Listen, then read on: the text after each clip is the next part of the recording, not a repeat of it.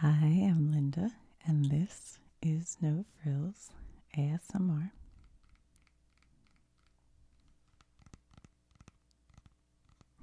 Today we're talking about some movie quotes. I have a couple I thought of to talk about. So this apple, it's like there's with movies to make sound, they call it Foley, and they use different things to make the sound of, like stepping through mud. Might be somebody like smushing jello. But I think this is like the Lone Ranger is coming. I don't know. I can't do it. I'm trying to do a horse trot. Okay, that was beside the point. So I have this apple because it makes me think of a quote that one day when my son and I were out playing horse, which is a basketball game, I shot a really tricky shot and I said, "How about them apples?" And my son said, "Oh, Goodwill Hunting." And I was like, well, yeah, I guess. So that's our first quote. It is, "How about them apples?" And it is from a scene in Goodwill Hunting where, Goodwill Hunting was the first feature film written by, I guess it was their first written, I think it was Ben Affleck and Matt Damon. And they wrote it and, directed, starred, and everything.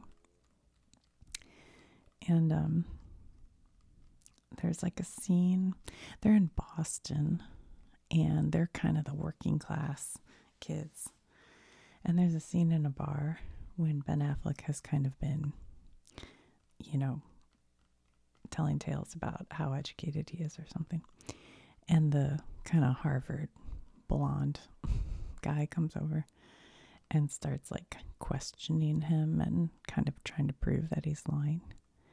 And Matt Damon, who is a genius, is standing off to the side listening, and then he kind of butts in to the conversation to protect his friend, Ben Affleck, and starts just taking this Harvard kid down and telling him, everything you've learned, you could have learned at a library. And I'll be honest, in my opinion, the scene is overwritten. Like, even the smartest guy doesn't remember that this certain quote verbatim is on page 98 of this. I mean, it's all little. Maybe I'm wrong. I don't know. It seemed a little much. But then after that, he walks up to a diner where the rich kids are inside the window. And he's on the outside. And he knocks on it. He goes, "Do you like apples?" And the rich kid's like, "What?" And he's like, "'Cause look at them apples." And he holds up, as I recall, it's a test with an A on it, or it's his grades, which are like 4.0, and he puts it on the window. And so it's like, he got all A's, I guess. You can see I haven't seen this movie in 30 years or whatever it's been. But it was funny to me that my son thought that quote, that "I like them apples," actually came from that movie. But we said that since I was a kid and well before that. Like, I know my parents, or at least my dad, definitely said, "How about them apples?" So I did look up "How about them apples" after that. And I think there were like hand grenades during World War II that looked like a candy apple, or maybe they were called candy apples. So after they'd throw them and they'd blow up, they'd go, "How about them apples?" So I think that's actually where that line comes from. But it is in Goodwill Hunting. So that is our first quote. Whoops. Yeah, I still feel like this would be a good horse.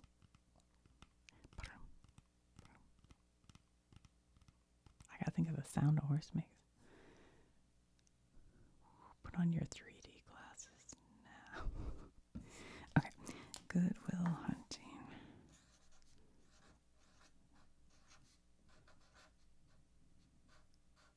And the character's name is Will Hunting. That's where the title comes from, I believe. That was kind of squished in there, but okay. So, how about them apples? I hope I have that phrased. I think that's what he says. How about them apples? I think so. How about these apples? All right, so the next thing I have are these. Does anybody know what movie that is? This beautiful picture. So the quote is, "I love you," says the female, and then the guy says, "I know." And that is a quote from The Empire Strikes Back, and it's Princess Leia, who's the beautiful galactic princess, or whatever you call her. I don't know. And then Han Solo is the driver of the Millennium Falcon. Is that anyway? And he's kind of like a cowboy, like a space cowboy. He's kind of crazy and wild and kind of a tough guy. And she also is like that, she's like pretty tough. And the two of them butt heads like crazy, like they're always kind of ripping on each other. And but they do that, but then also there's like all this tension, because they're kind of in love with each other. And they like kiss at one point and everything. And then Han Solo, during The Empire Strikes Back, is captured by, boy, I hope I have this right. It's Jabba the Hutt, right? But like Darth Vader has told Jabba. And so they capture him, and then they're going to put him into, what is it called? Let's see if there's a picture in here. It's like a carbon, oh, there's Darth Vader, a carbon freeze. Do they have a picture of it? And right before he's about to go in, it's very dramatic because they don't know what'll happen, if he'll die. I mean, they think they're going to kill him. And Princess Leia gives him a hug and she goes, "I love you." And it's the first time, of course, she's ever said anything like that to him. And he looks at her and goes, "I know." And it's kind of funny, but in like a really charming way. Anyway, but I don't see a picture of the carbon freeze. I thought there'd be one in here. Maybe they didn't want to spoil it in these magazines. I watched a interview with Harrison Ford, and he said George Lucas originally wrote it with Han Solo. She says, "I love you," and he says, "I love you too." But Harrison Ford was like, no, I don't like it. He's like, you're not going to be like this cool, tough guy, and then all of a sudden, here she is kissing Luke. Oh my goodness. Change. And so they did like one take where he said, "I know." And then they played it during a screening. And of course, it went over really well. So George Lucas was like, "Okay, we're leaving that in." There are other stories about Harrison Ford that we'll do in other videos, but maybe I'm wrong about the freeze thing because I don't see it in any of these, but I swear that's what was happening. It's been a long time since I watched this movie. Anyway, okay, so that is The Empire Strikes Back.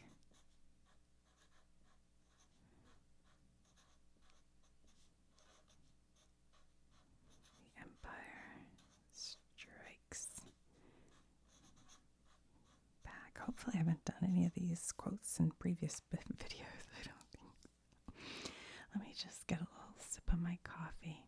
Put that coffee down. Okay. So the next quote is A, B, C. A, always. B, B, C, closing. Always be closing.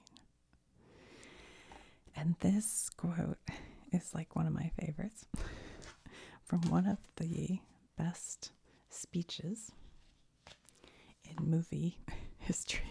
I don't know about that, but it's good. And it's from this 1984 Pulitzer Prize winning play, except there's a note to that. Glengarry Glen Ross. And David Mamet wrote Glengarry Glen Ross, and he's a famous playwright, but also screenwriter. And wrote in a very naturalistic, is that the right word?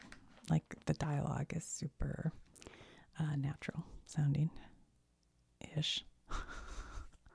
Although I could, anyway, whatever, we're not going to get into that. But there is a scene in this movie where it's played by Alec Baldwin. And whatever you feel about Alec Baldwin, he is superb in Glengarry Glen Ross. And he just shows up for one scene. And you can go on YouTube and watch it. But I would watch the whole movie. It's a real good movie. I mean, it's got it's got Alec Baldwin, Jack Lemmon, who younger people might not know him anymore, but a superb actor. So good in it. Al Pacino, Ed Harris, Kevin Spacey's in it. Who else? I'm trying to think if there's anybody. Oh, Alan Arkin, I think. Is it Alan Arkin? I think so.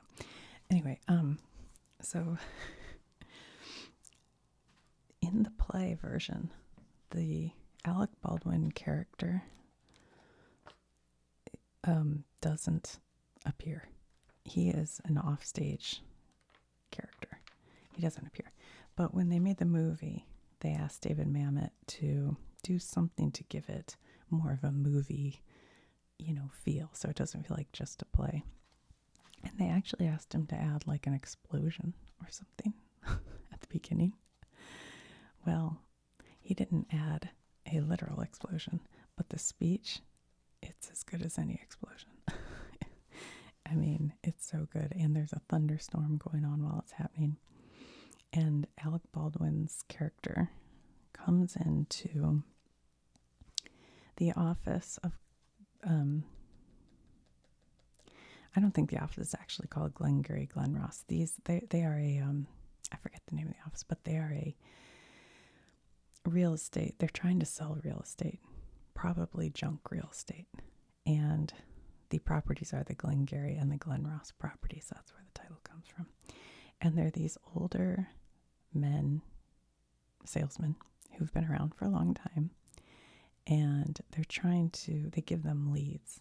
And you don't really get the leads unless you sell. So they want to get the leads so they can call and make sales. And they're getting more and more desperate. And Alec Baldwin's character comes in from the main office that I think has like bought out the company or something. And he comes in and he says, "Put that coffee down. Coffee is for closers." And then he says the always be closing line. There are so many excellent lines in that speech.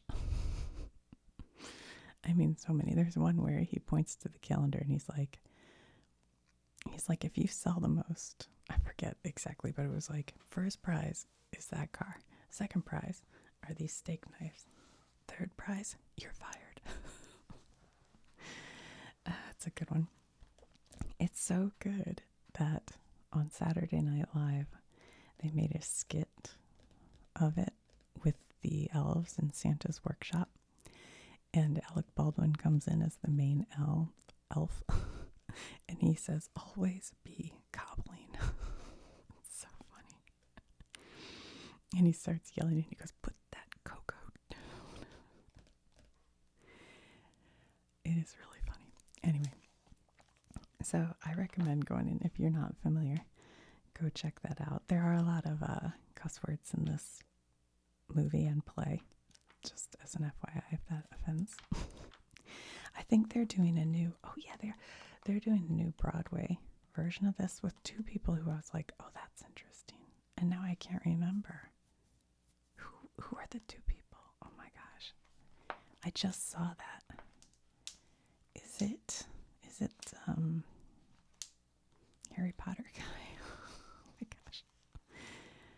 Oh, anyway, whatever. Good one. It's a good one. Trust me, if you don't watch the whole movie, which you should, but if all you watch is look up Alec Baldwin's Glengarry Glen Ross speech, you'll be glad you did. All right, always be closing. That's Glengarry.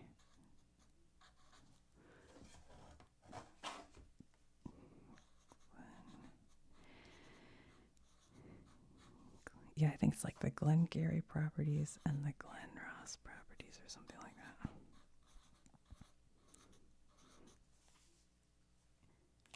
It's a good one. It's a good one. It's funny because I looked through this play for a while this morning looking for the speech because I was like, oh, I'll just read part of it. And then I'm like, I can't find it in here. And I looked it up and they said it was added for the movie. I was like, oh, I think I knew that at one time. Anyway, always be closing. Phew, that's a good one. All right, let's see. I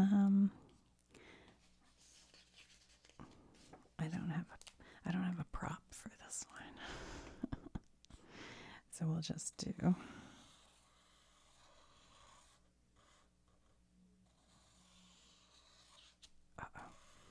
that got sloppy. Good enough. Good enough. So the scene in this movie is this woman has been captured by the bad guy, and he's taken her up in a helicopter. I was going to try to tell you the quote but I want, let's see. Well, I'll just tell you the quote. Okay, the quote is, evening, miss. I've got you. You've got me. Who's got you? Okay, and that's from the original 1978 Superman with Christopher Reeves and Margot, Margot Kidder. And I think it's Lex Luthor has captured her. Margot's character, who is, what's the name of the, anyway, whatever. And has her in a helicopter, and she's like dangling from the helicopter. And Clark Kent is on the ground below and sees it happening. And it's kind of funny because he goes to a phone booth to change into Superman. And in the 70s, the phone booths were like not full length. They were just, you could stand in them and talk. And so he kind of looks at it and goes on. So then he goes into a revolving door at a, apartment building or something. And he swirls around in the door and comes out looking like Superman. And he flies up. And as she's falling, she's lost her grip and she's falling, and he grabs her. And he says, "Good evening, miss. I've got you." And she looks at him and looks around and goes, "You've got me. Who's got you?" And that is a great line. And that's from Superman.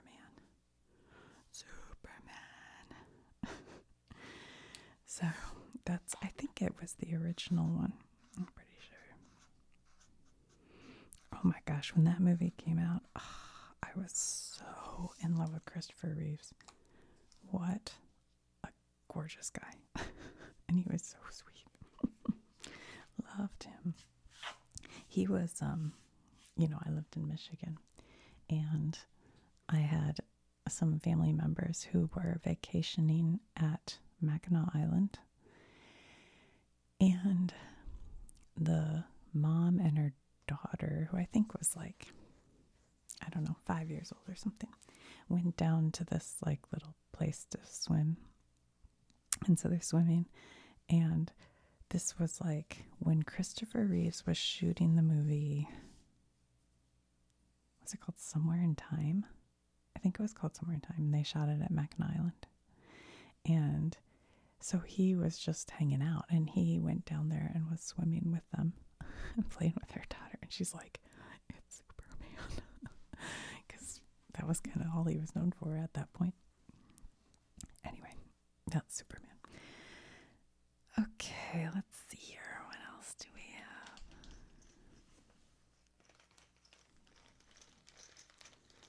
You know what these are?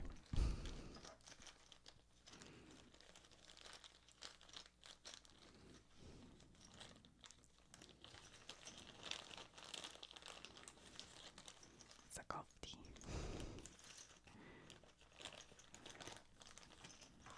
I don't know how to explain this quote without just telling you the story. So, when I was a kid, the movie Caddyshack was beloved by many of us, and then other people like had never seen it. And so it was the kind of movie where, as a kid, you could steal jokes from it and quotes from it, and people wouldn't necessarily know, and they'd just think you were smart and funny. And sadly, I think I did a lot of that as a kid. But there was this one scene that my friend and I used to act out. I don't know why. And it was, I just think about it now. I'm like, why would, anyway, whatever.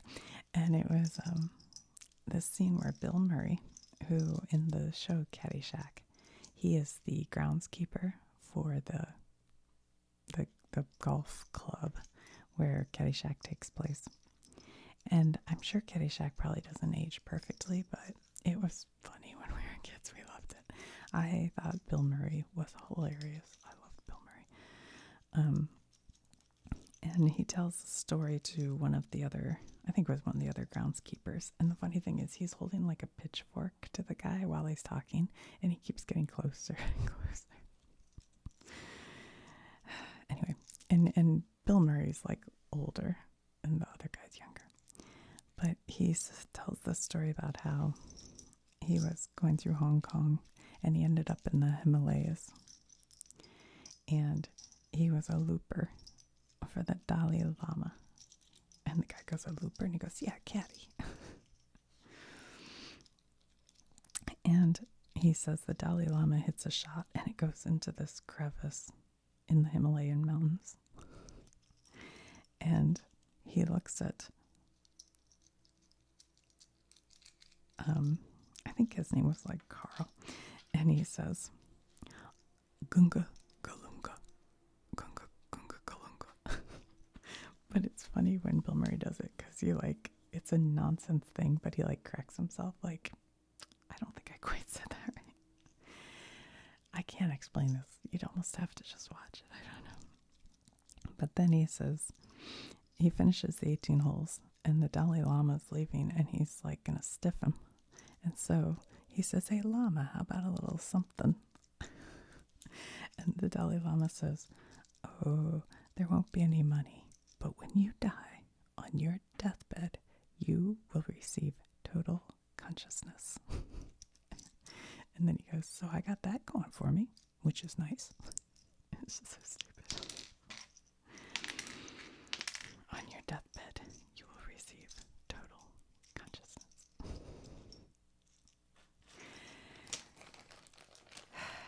There are a lot of quotes from Caddyshack.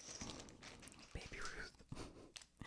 I don't know. I probably could have found a better one. That one was hard to explain. But if you've seen it, you know what I'm talking about.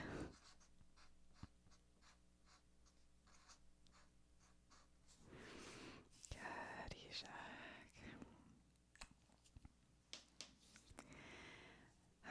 Well, that's all I thought of while I was prepping here today. There certainly are millions of other quotes. That would be good ones.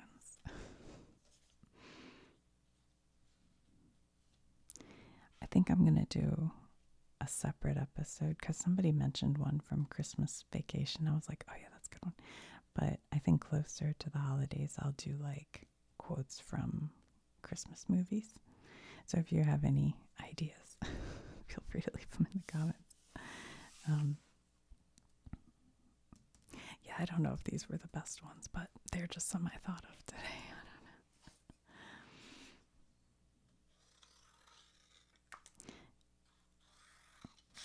If you like this kind of thing, I've done 2 videos with movie quotes before.